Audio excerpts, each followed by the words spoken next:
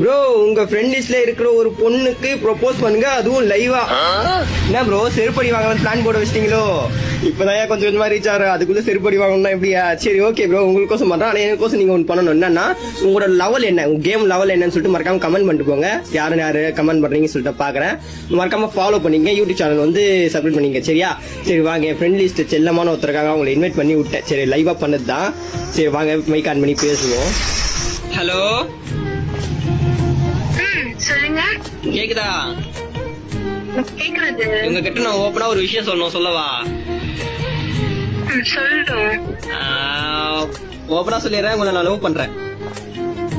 என்ன? உங்களை நான் லவ் பண்றேன். என்ன திடீர்னு சொல்றது? திடீர்னு இல்ல, தோணுச்சு, மனசுல கிட்ட சொன்னேன், அவ்வளவுதான். உங்களோட பதில் என்ன? இப்படி கேட்டா நான் என்ன சொல்லலாம்?